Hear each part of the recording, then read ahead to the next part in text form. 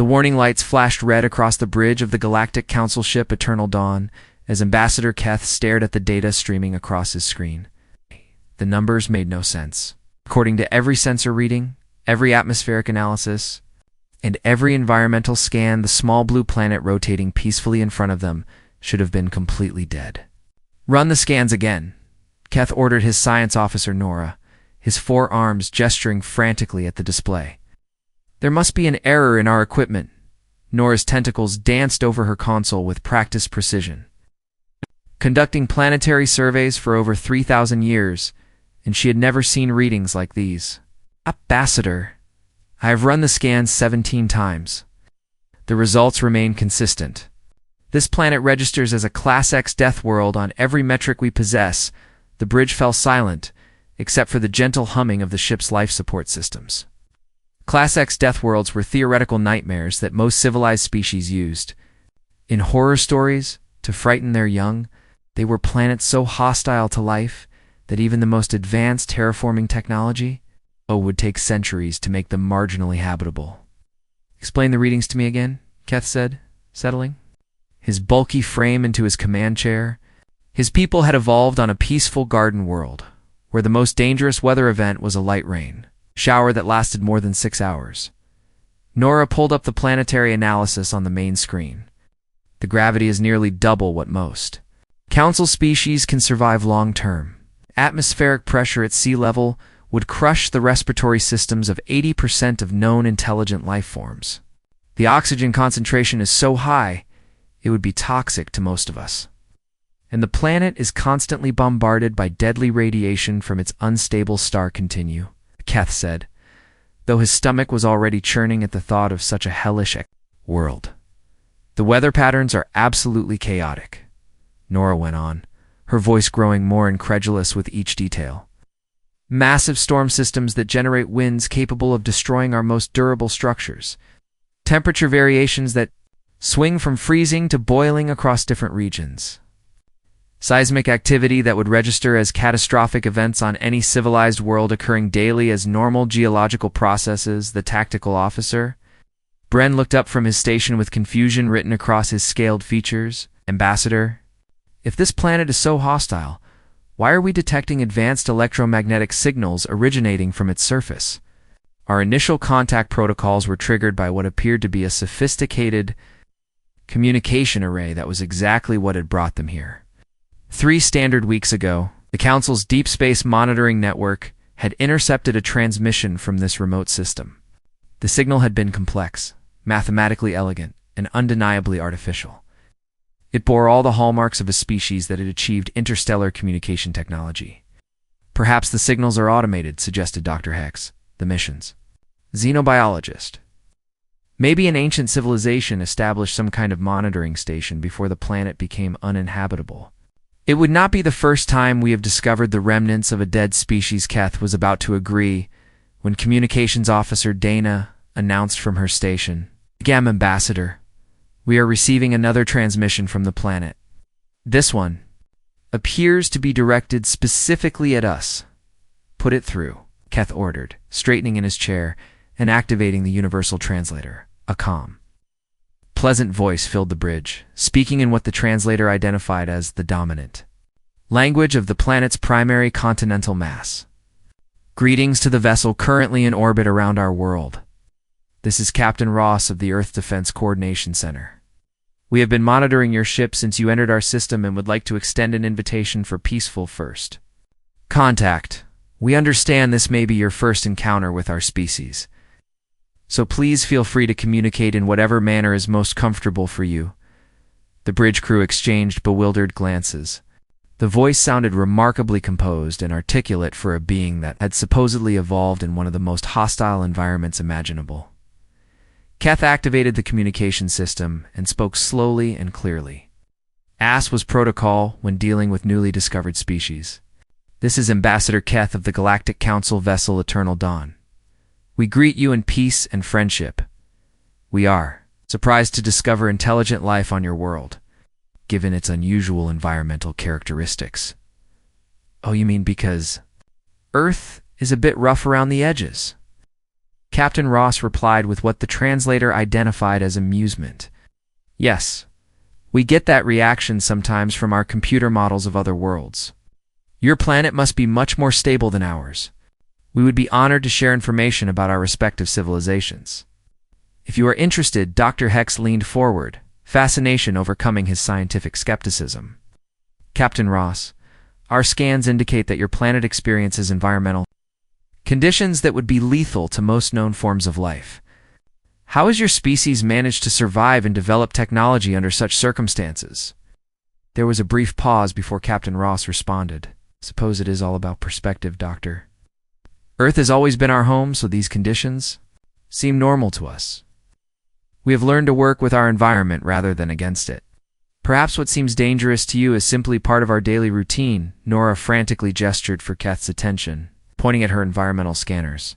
She had been monitoring the planet's surface during the conversation and was detecting massive population centers, transportation networks, and industrial activity across multiple continents. Not the desperate survival settlements one might expect. On a Deathworld, but thriving cities, housing millions of individuals. Captain Ross, Keth said carefully, would it be possible for us to establish a more formal diplomatic contact? The Galactic Council has protocols for welcoming new species into our community of civilized worlds. We would be delighted, Captain Ross replied immediately. However, I should warn you that our planet's surface conditions might not be suitable. For visitors from more temperate worlds, we have prepared a facility on our moon where we could meet safely. It has been terraformed to accommodate a variety of atmospheric and gravitational requirements. The casual mention of terraforming technology made several bridge officers sit up straighter. Planetary modification was considered an advanced science that took most species millennia to develop. That would be most acceptable, Keth agreed. We will begin preparations for a diplomatic mission immediately. Excellent, Captain Ross said. We look forward to learning about your civilization and sharing our own knowledge and culture. Fair warning, though, our art and entertainment might seem a bit intense compared to what you are used to. We tend to enjoy stories about overcoming challenges and surviving difficult situations after the communication ended. The bridge remained quiet for several long moments. Finally, Dr. Hex spoke what everyone was thinking. Ambassador, I believe we may have made some incorrect assumptions about the relationship between environmental hostility and species development. Keth nodded slowly, staring at the deceptively peaceful blue world that somehow housed a thriving civilization in conditions that should have made complex life impossible. They had thought Earth was a death world, inhabited by primitive survivors. They were about to discover how wrong they were. Dr. Nex stepped off the shuttle onto the lunar facility's pristine landing pad, her breathing apparatus working overtime to process the artificially maintained atmosphere. As the Galactic Council's leading xenobiologist, she had studied hundreds of species across the galaxy. But none had prepared her for what she was about to encounter. The human delegation waited patiently in the reception area, and Dr. Nex immediately noticed something unsettling about their casual posture. Most newly contacted species displayed obvious signs of nervousness or excitement when meeting galactic representatives for the first time. These humans stood relaxed, almost bored, as if meeting aliens was a routine Tuesday activity. Welcome to Luna Bays, said Ambassador David, extending his hand in what Dr. Nex had been briefed was a human greeting gesture. We hope you find the accommodations suitable, Doctor. Nex cautiously touched her gloved appendage to the human's hand, and nearly recoiled at the pressure of his grip. The casual contact felt like being squeezed by a mechanical press, yet the human showed no signs of exertion or awareness that he was applying what would be crushing force by galactic standards. Thank you for this opportunity, Dr. Nex managed, making mental notes about human muscular development. I am eager to learn about your species' remarkable adaptation to your homeworld's conditions over the following days. Dr. Nex conducted what she believed would be routine physiological assessments. The results defied everything she understood. About biological limitations, human bone density was nearly 3 times greater than any known intelligent species. Their muscle fiber composition suggested they were naturally capable of feats that other civilizations required mechanical assistance to achieve. "This is fascinating," Dr. Nex commented during one session as she watched test subject Beth perform what humans called light exercise on a treadmill. The machine was reinforced with materials typically reserved for spacecraft construction. Beth chatted casually while running at speeds that would be considered emergency evacuation pace. For most galactic species, "Oh, this is nothing," Beth replied, without even breathing heavily. "Back home, I usually do mountain hiking or rock climbing for real exercise. This gym equipment is pretty basic." Dr. Nex frantically scribbled notes about humans apparently considering survival activities from hostile terrain as recreational entertainment. The concept of deliberately seeking out dangerous environments for pleasure violated every principle of civilized behavior she had studied. Meanwhile, cultural attach Vel was organizing what he believed would be a simple demonstration of interspecies cooperation through sports. He had selected volleyball as a harmless activity that would showcase peaceful competition between the species.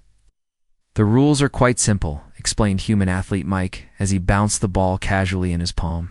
"We just hit the ball back and forth over the net. Try not to let it touch the ground on your side," Vel nodded confidently. His species had invented precision sports that required delicate coordination and graceful movement. How difficult could this human game possibly be?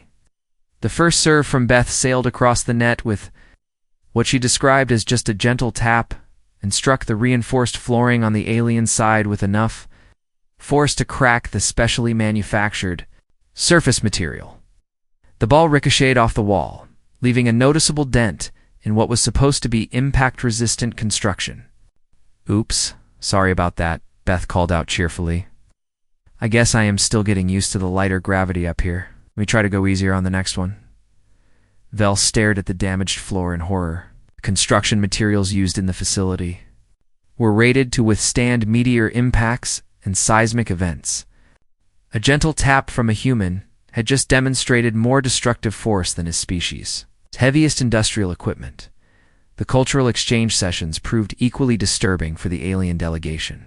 Ambassador David had prepared a selection of what he considered mild, family-friendly human entertainment to share with their guests. "This is one of our classic adventure films," David explained as he started the movie. "It is about a man who gets stranded on a hostile planet and has to survive until rescue arrives, Dr. Hex." The mission's cultural specialist settled in to observe this example of human storytelling. Within minutes, he was frantically taking notes. As the protagonist casually endured conditions that would constitute a planetary extinction event for most civilized worlds, the human character treated scenarios involving extreme temperature variations, toxic atmospheric exposure, and predatory wildlife as minor inconveniences to be solved with improvised tools and determination. "This is considered entertainment for your young?" Dr. Hex asked weakly as the protagonist constructed shelter, using materials that would be classified as hazardous waste by galactic safety standards. "Oh yes, it is rated for general audiences," David replied. "Children love survival stories. We have much more intense adventure films if you would prefer something with higher stakes," Dr. Hex politely declined. Already overwhelmed by what humans considered as appropriate viewing for their offspring, the breaking point came during the diplomatic dinner that was meant to celebrate the successful first week of cultural exchange. Human chef Maria had prepared what she repeatedly described as a very mild meal suitable for sensitive digestive systems after being briefed about galactic dietary requirements. "I used hardly any spices at all," Maria assured the alien guests. As she served the curry, "This is what we would give to small children or people recovering from illness." Nothing too exciting, Dr. Nex took a small, careful bite and immediately felt her entire respiratory system seize up. The mild spice level was apparently calibrated for beings whose taste receptors had been forged in the fires of a Deathworld. 3 members of the alien delegation required immediate medical attention despite Maria's multiple warnings and the humans' insistence that the meal was barely seasoned. "Perhaps we should stick to nutrient paste for future meals," suggested Dr. Hex from his medical bed, speaking through an oxygen mask that was helping him recover from what humans called a tiny bit of pepper that evening. Dr. Nex transmitted her preliminary report back to the Galactic Council, though she struggled to find words that would adequately convey what she had observed. The humans appear to have evolved beyond normal biological constraints, she dictated to her recording device. Their casual physical capabilities exceed our military enhancement programs. Their entertainment glorifies survival scenarios that would represent civilization-ending catastrophes for any known species. Their children consume chemical compounds that would be classified as battlefield weapons by our standards. She paused, reviewing her notes and recordings from the week. Most concerning of all, they seem completely unaware that any of this is unusual. They treat capabilities that should require advanced technology as natural biological functions. They view survival situations that would require emergency evacuation protocols as recreational activities. Dr. Nex submitted her report with a growing sense of unease. Either humans were the most perfectly adapted survivors in galactic history, or they represented something far more dangerous than anyone had imagined. On Earth, Captain Ross was preparing his own report about the visiting aliens, noting their fragility and dependence on artificial environmental controls. Neither species yet understood how fundamentally they had misread each other. The emergency session of the Galactic Council convened with unprecedented urgency as representatives from dozens of worlds gathered around the circular chamber. Ambassador Keth stood at the central podium, his report from the Human Contact Mission displayed on screens throughout the assembly hall. Fellow council members, Keth began, his voice carrying the weight of genuine concern. Believe we have encountered our first true galactic threat in over 2,000 years of peaceful expansion. Murmurs of disbelief rippled through the assembled delegates. The Galactic Council had been formed specifically because most intelligent species naturally evolved toward peaceful cooperation once they achieved interstellar travel. Wars were ancient history, relegated to the primitive phases of planetary development. Security Chief Orth activated the holographic display showing footage from the lunar facility. Observe the human designated as Beth during what they described as light recreational activity. The assembly watched in stunned silence as the human female casually shattered reinforced flooring with what she claimed was a gentle movement. The materials used in that facility were rated to withstand natural disasters that would devastate most civilized worlds. This was not a demonstration of military capability, Orth continued grimly. According to our cultural observers, this represents normal civilian fitness levels among their population. Council member Vex from the Peaceful Reaches spoke up. Her melodic voice filled with confusion. Surely there must be some mistake. No species develops such physical capabilities without deliberate military conditioning. What purpose would such strength serve in a civilized society? Dr. Nex stepped forward to present her biological findings. Honored Council, the humans appear to have evolved these traits naturally as adaptation to their hostile environment. However, the implications are disturbing. A species that considers survival training as entertainment and chemical warfare, as recreational dining has fundamentally different concepts of acceptable risk and conflict resolution. Military Commander Zach, one of the few council members with any remaining knowledge of ancient warfare, studied the data with growing alarm. Their spacecraft construction is equally concerning. Initial scans suggested primitive technology, but detailed analysis reveals engineering principles that prioritize durability over efficiency. Their vessels are built to withstand stresses that would destroy our most advanced military ships. The holographic display shifted to show comparative structural analysis between human and galactic vessels. Where council ships emphasized elegant design and energy efficiency, human spacecraft appeared brutally overbuilt, constructed as if their builders expected to fly through asteroid fields and solar storms as routine navigation hazards, they claim. These are civilian exploration vessels, Zach continued. But the specifications suggest ships designed for assault operations in hostile territory. No peaceful species would waste resources on such excessive structural reinforcement unless they plan to use these vessels in combat situations. Meanwhile, on Earth, human scientists had been conducting their own analysis of the alien technology they had been allowed to examine during the cultural exchange. Engineer Lisa stared at her test results with growing disbelief. Tom, you need to see these stress analysis reports, she called to her colleague across the laboratory. The alien materials are incredibly sophisticated, but they completely fail. Under what we would consider normal operational conditions, Tom reviewed the data on his screen, frowning at the numbers. Their hull plating disintegrates at temperatures we encounter during routine atmospheric entry. Their power systems shut down automatically if they detect radiation levels that are common in open space around most star systems. It gets worse, Lisa continued, pulling up additional test results. Their life support systems require perfect atmospheric conditions to function. Any variation in pressure, temperature, or gas mixture causes complete system failures. They have never designed anything to work outside laboratory conditions. The realization was staggering. The supposedly advanced galactic civilization had developed technology that was incredibly delicate, completely dependent on controlled environments. Their ships were essentially flying research laboratories that could only operate in the sterile void between planetary systems. Back at the council session, the debate was reaching a critical point. Cultural specialist Pex had been analyzing human entertainment and historical records provided during the exchange program. The evidence is overwhelming, Pex declared, activating displays showing human movies, literature, and historical documentation. Their cultural products consistently glorify warfare, survival under extreme conditions, and individual combat prowess. They maintain detailed records of thousands of years of continuous warfare between different human factions.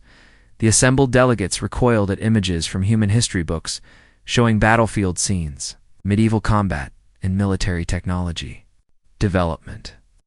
What humans considered normal historical education appeared to be comprehensive tactical manuals for conducting warfare. Most disturbing of all, Pex continued, they treat these historical conflicts as learning experiences rather than tragic failures of civilization. They study ancient battles, not as cautionary tales, but as strategic lessons for future application. Council member Lara from the Harmony Worlds spoke with visible distress. This suggests a species that has weaponized their entire cultural development. They have spent millennia perfecting the art of conflict while the rest of the galaxy evolved toward peaceful cooperation. The final piece of evidence came from Dr. Hex, who had been analyzing human recreational activities and social structures. They have institutionalized competitive aggression throughout their society. They organize large-scale contests where millions of individuals gather to watch others engage in ritualized combat. They call sports the holographic displays showed footage from human sporting events, football players colliding with forces that would hospitalize most galactic species, boxers deliberately striking each other, and martial arts demonstrations that resembled military training exercises. They train their children in these activities from an early age, Dr. Hex explained, his voice filled with academic horror. What they call physical education appears to be systematic conditioning to prepare their youth for combat operations security. Chief Orth stood to deliver his conclusion. Fellow council members, the evidence supports only one logical interpretation. The humans are a species of perfectly evolved warriors who have been deliberately concealing their true nature during first contact. Their Deathworld origin has created beings who are naturally adapted for conquest.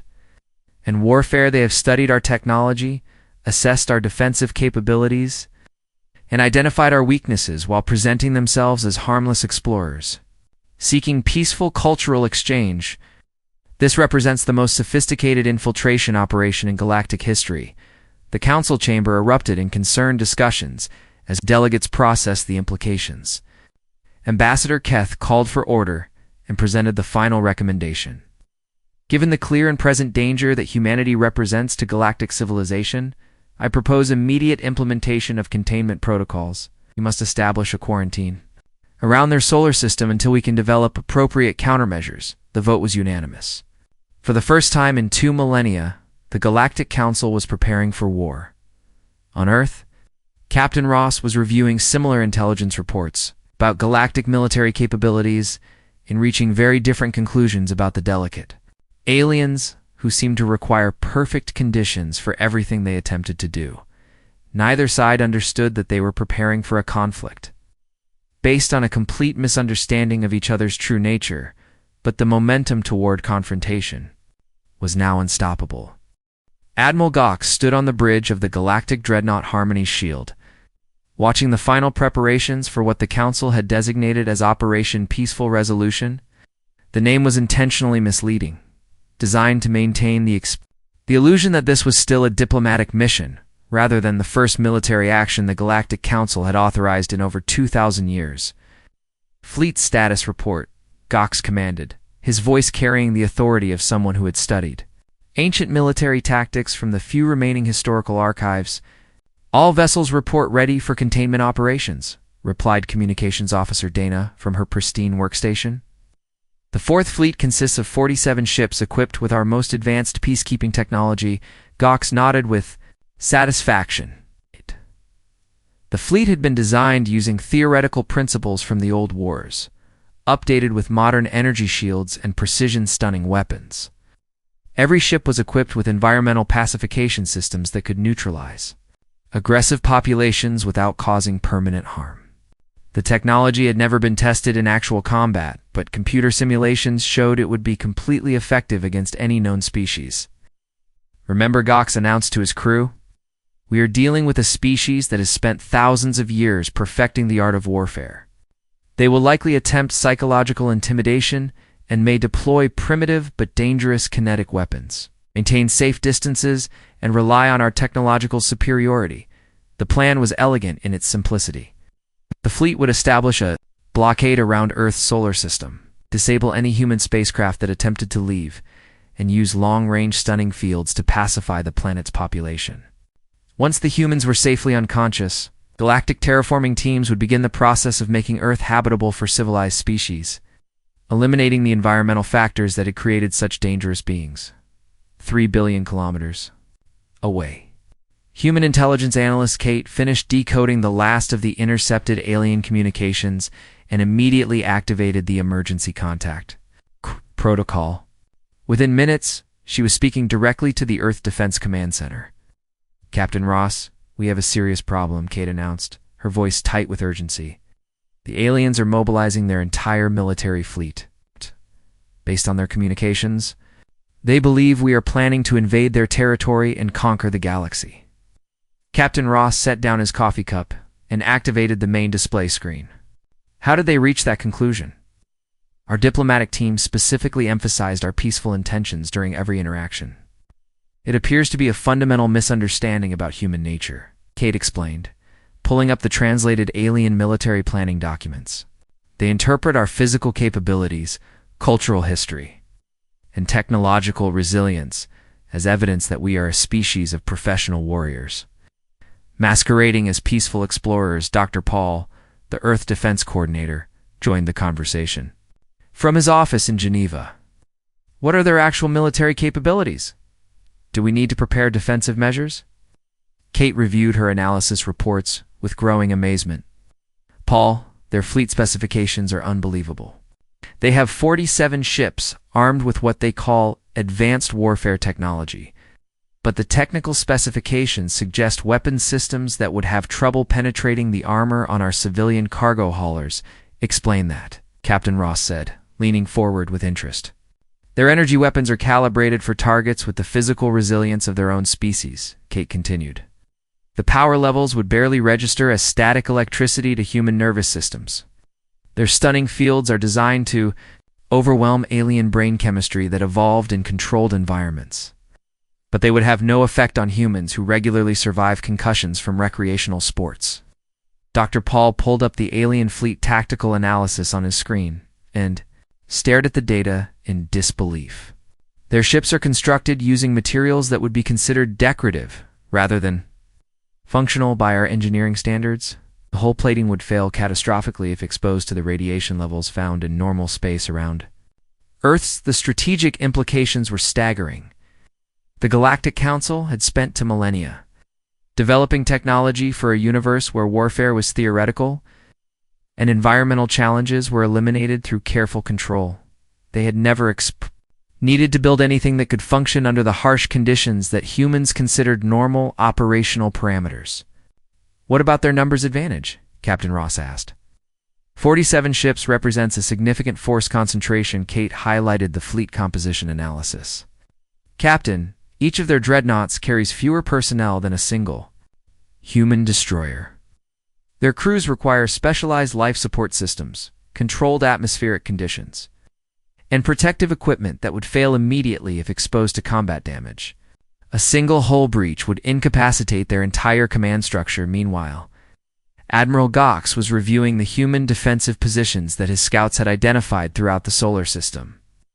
The intelligence reports painted a picture of a military infrastructure that defied conventional strategic analysis. "Commander Voss, explain these defensive installations to me," Gox demanded, pointing at the holographic display showing human outposts scattered throughout their home system. Commander Voss had spent weeks trying to understand human military doctrine and was still baffled by what he had observed. "Admiral, they have established combat positions in locations that should be completely uninhabitable. There are operational bases on the surface of their moon, which has no atmosphere and experiences radiation levels that would sterilize any known life form." Continue, Gox said grimly. "They maintain combat stations in orbit around their gas giant planets, operating in radiation fields that would destroy our most heavily shielded vessels. Most concerning of all, they have underwater facilities on their homeworld that function at pressures that would crush our hull plating like decorative paper." Gox studied the tactical displays with growing unease. Every human defensive position was located in an environment that would be completely inaccessible to galactic forces. They could not attack installations they could not reach, and they could not occupy territory where their technology would not function. "Sir," interrupted sensor operator Lee, "we are detecting human spacecraft approaching our fleet position." Admiral Gox immediately ordered full defensive measures, expecting to face the advanced warships that had been described in the intelligence reports. Instead, his sensors detected a small vessel that appeared to be constructed using the same overbuilt specifications as human civilian craft. "Single ship, approaching at standard diplomatic velocity," Lee reported. "They're broadcasting on standard communication frequencies." The transmission filled the bridge with a calm, professional voice that Gox recognized as Captain Ross from the initial First Contact Protocol. "Admiral Gox, this is Captain Ross of the Earth's Diplomatic Corps. I request permission to come aboard your flagship under standard truce conditions to discuss the apparent misunderstanding that has led to this military confrontation." Gox hesitated, suspecting this was some kind of tactical deception. "Captain Ross, you are attempting to board a military vessel during active combat operations. This violates every principle of civilized warfare, Admiral," Captain Ross replied with what sounded like genuine confusion. "We are not aware of any combat operations in progress. Our understanding is that this is a diplomatic incident caused by cultural miscommunication. I am authorized to negotiate a peaceful resolution that addresses whatever concerns your government may have about human intentions." The response baffled Admiral Gox completely. Either the humans were employing psychological warfare techniques beyond anything in the galactic military manuals, or they genuinely did not understand that they were facing a coordinated military response to their perceived threat. "Permission granted for diplomatic approach," Gox finally decided. "Single occupant vessel only. No escort craft," as Captain Ross's ship approached the flagship. Both sides prepared for what they believed would be the decisive moment of first contact between humanity and galactic civilization. Neither understood that they were about to discover just how wrong their assumptions about each other had been. Captain Ross stepped through the airlock of Admiral Gox's flagship and immediately noticed the pristine, sterile environment that surrounded him. Every surface gleamed under soft lighting that seemed designed to eliminate shadows and harsh contrasts. The air felt carefully filtered and temperature controlled to an almost uncomfortable degree of precision. Admiral Gox waited in the reception bay, flanked by security officers wearing environmental suits that looked more like medical equipment than military gear.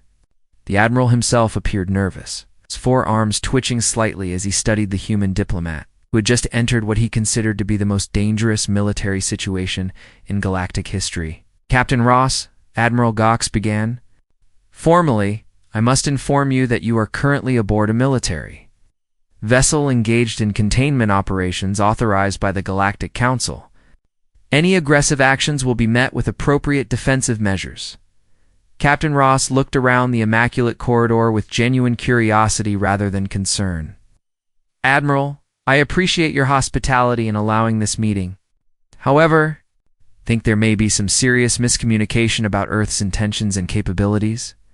Perhaps we could discuss what has led to this military response. The Admiral gestured for Captain Ross to follow him toward the conference room, noting with alarm how the human moved with casual confidence through an environment that should have been completely alien and potentially threatening. Most species required extensive preparation and protective equipment when boarding foreign vessels.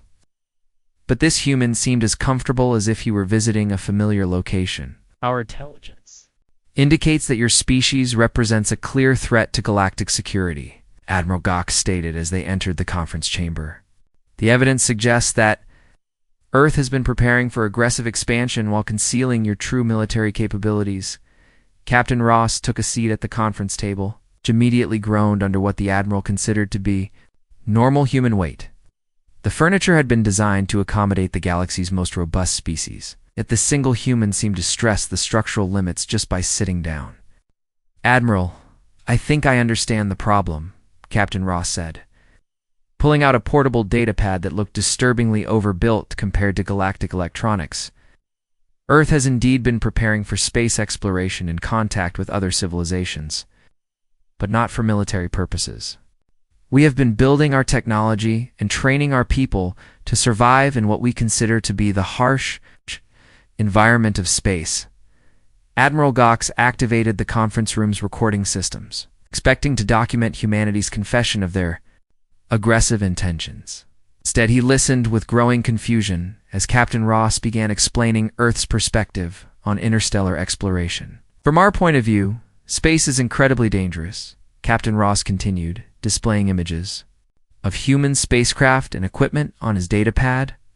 The radiation levels, temperature extremes, and vacuum conditions require extremely durable construction and extensive safety protocols. Every human who travels beyond Earth's atmosphere receives training to survive in environments that could kill you in seconds if your equipment fails. The Admiral studied the images with bewilderment. The human spacecraft appeared to be armored like military vessels, but Captain Ross was describing them as necessary safety measures for civilian space travel. "These specifications suggest combat engineering, not exploration vehicles, Admiral.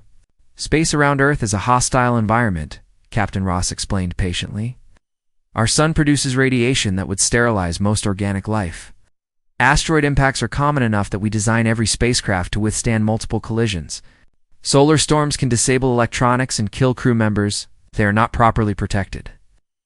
Admiral Gox felt a growing sense of unease as he realized that humans might be describing normal conditions in their star system that would be considered combat zones by galactic standards.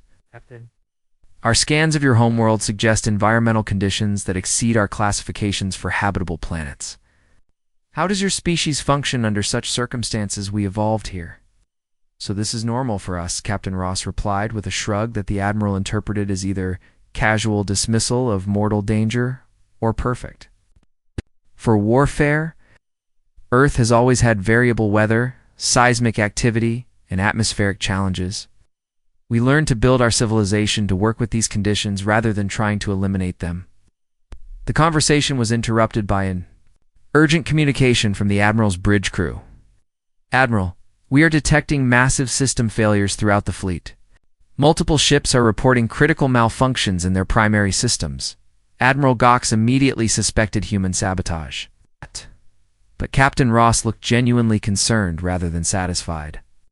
"Admiral, what kind of system failures are your ships experiencing? Power grid instabilities, atmospheric processor breakdowns, and structural stress warnings," the Admiral replied, studying his diagnostic displays with growing alarm. "These symptoms suggest coordinated electronic warfare attacks." Captain Ross examined the data that Admiral Gox hesitantly shared, and his expression changed to one of understanding mixed with embarrassment. "Admiral, I do not think your ships are under attack. I think they are reacting to the local space environment around Earth," explained Admiral Gox demanded. "Your fleet has moved closer to our star system during this conversation," Captain Ross said, pointing at the navigation displays. "The radiation levels, magnetic field fluctuations, and particle density in this region of space exceed the operational parameters that your technology was designed to handle." Admiral Gox stared at the environmental readings in horror. The supposedly peaceful solar system that humans called home was generating conditions that his military fleet could not survive. The space around Earth was naturally more hostile than the most dangerous combat zones in galactic history. How do your ships function in these conditions? Admiral Gox asked weakly. We build everything to withstand much worse, Captain Ross explained. Earth's atmosphere provides some protection from solar radiation. But space travel requires equipment that can handle the full intensity of our star's output, plus the added dangers of cosmic radiation and solar storms. The realization struck Admiral Gox like a physical blow. Humans had not developed superior military technology through aggressive intent. They had been forced to create incredibly durable equipment simply to survive in their local environment. What the Galactic Council had interpreted as weapons of war were actually basic safety requirements for existing near a hostile star. Captain Ross, Admiral Gox said slowly, are you saying that your species has developed these capabilities purely for survival rather than conquest, Admiral? We had no idea that our technology and physical conditioning would seem threatening to other species. Captain Ross replied sincerely, from our perspective, we have been trying to make ourselves safe enough to travel in what we consider to be a very dangerous universe. The communication system activated again with an increasingly desperate report from the fleet. Admiral, we need to withdraw to a safe distance immediately. Hull integrity is failing on 7 ships. Life support systems are experiencing cascading failures throughout the fleet. Admiral Gox made the decision that would change galactic history. All ships withdraw to minimum safe distance and prepare for emergency repairs. Captain Ross stood up, and the Admiral noticed that the human moved with the easy confidence of someone who was completely comfortable in conditions that were slowly destroying an entire military fleet. Admiral, if your ships need assistance, Earth has rescue vessels that are designed to operate in this environment. We would be happy to help with emergency repairs or medical assistance. The offer of help from the species they had come to contain struck Admiral Gox as either the ultimate psychological warfare tactic or genuine concern from beings who truly did not understand why their existence seemed threatening to the rest of the galaxy. Captain Ross, Admiral Gox said finally, I believe the Galactic Council has made some very serious errors in assessing humanity's intentions and capabilities over the following hours. Human rescue ships deployed throughout the galactic fleet, their crews working efficiently in conditions that would have been lethal to most species. The aliens watched in amazement as humans casually repaired damage and provided medical assistance without any protective equipment beyond what they considered normal spacesuits. The final revelation came when Admiral Gox realized that humans had not been hiding their true nature during first contact. They had been trying to be as gentle and non-threatening as possible, while accommodating visitors from what they now understood were much more fragile civilizations. Captain Ross transmitted his final report back to Earth with a mixture of relief and concern. The crisis has been resolved, but we need to completely revise our first contact protocols. It appears that Earth is the most dangerous habitable planet in known space, and we are the only species that evolved to survive here. We are not the threat that the galaxy feared, Captain Ross concluded. But we may be the only ones capable of helping them survive in the hostile universe that exists outside their carefully controlled civilizations. The Galactic Council's first military operation in 2,000 years had ended not with conquest or defeat, but with the discovery that humanity represented the ultimate rescue service for a galaxy of species that had never learned to survive without perfect conditions.